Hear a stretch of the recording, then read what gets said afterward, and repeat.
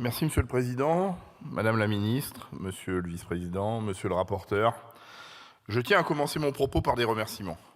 Remercier le député Dufaux pour cette proposition qui va contribuer à préserver le foncier agricole français face à la spéculation foncière.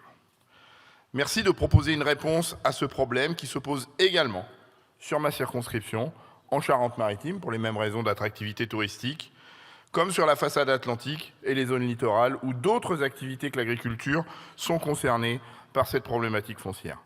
Préserver la vocation agricole, c'est la première marche pour permettre la transmission et l'installation de nouveaux agriculteurs. Mais comment faire pour préserver la vocation agricole des terres, qui, au-delà de la production de notre nourriture, assure aussi la séquestration du carbone et donc lutte contre le dérèglement climatique. Nous le voyons partout dans nos territoires. Les villes s'étalent et grignotent lentement, mais sûrement, le foncier agricole. Si bien que sur la dernière décennie, la France a perdu l'équivalent d'un département de terres agricoles. Imaginez-vous un département en une décennie. Face à cela, nous avons déjà adopté un arsenal législatif, et notamment le ZAN, zéro artificialisation nette, qui devrait permettre de contenir la perte du foncier agricole. Cet arsenal devrait également sanctuariser la vocation du foncier. Lors de mes déplacements sur les territoires, j'ai pu rencontrer des maires qui essaient d'œuvrer pour installer des agriculteurs et recréer des circuits courts. Mais comment acheter des terres agricoles que les propriétaires ne cultivent plus en attente du changement de destination lors d'une éventuelle révision du plan local d'urbanisme? Aujourd'hui, lorsqu'une terre agricole devient constructible, sa valeur est multipliée par 25. Et même quand l'objectif n'est pas de transformer le foncier agricole en foncier constructible, la spéculation a rendu l'achat de certaines terres impossible. Le prix de l'hectare est en hausse depuis 25 ans, atteignant une moyenne de plus de 6 000 € l'hectare, pouvant atteindre plus de 11 000 € sur des zones à forte spéculation immobilière quand il y a des bâtiments agricoles sur les parcelles. Alors quand les prix du foncier s'envolent, mais que les revenus des agriculteurs sont de plus en plus inégaux, faute d'une réforme structurelle, comment espérer installer de nouveaux agriculteurs? On l'a vu lors de l'examen de la loi d'orientation agricole, il n'y a pas de majorité à l'Assemblée nationale pour travailler une réforme qui agisse sur le revenu des agriculteurs.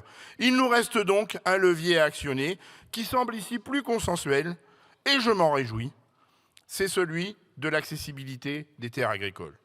En permettant aux SAFER de séparer des biens immobiliers des terres agricoles, nous diminuons très significativement le prix à l'hectare.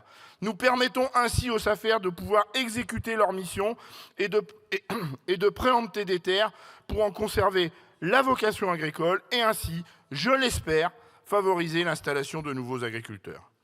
Je profite de l'examen de cette proposition de loi pour saluer le rôle des SAFER et l'énorme enjeu que nous avons devant nous pour protéger notre potentiel agricole.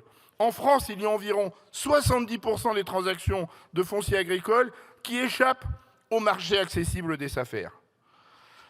Sans l'adoption de cette proposition de loi, ce chiffre va inéluctablement augmenter. Les SAFER vont perdre du pouvoir, notamment en raison de l'essor des fermes sous forme de sociétés. Parmi elles, il y a les sociétés financiarisées qui représentent aujourd'hui une ferme sur 10. Elles cultivent 14% de la SAU en France. C'est 2 fois plus qu'il y a 20 ans. Est-ce qu'on veut vraiment que le capital agricole de la France soit détenu par des fonds d'investissement étrangers? Par les temps qui courent, je crois sincèrement que nous devons remettre la mairie au milieu du village, les opérateurs publics comme la SAFER au milieu du marché agricole et l'agriculture au cœur de nos réflexions sur la résilience de notre pays. Pour nous, cette proposition de loi n'est qu'un début. Elle est véritablement nécessaire pour améliorer le fonctionnement des SAFER, lutter contre la préemption des fonds d'investissement et la spéculation foncière, et ainsi ouvrir de nouvelles opportunités d'installation aux futurs agriculteurs. L'impasse de la LOA sur le foncier, pourtant tellement stratégique, va ce soir être partiellement comblée.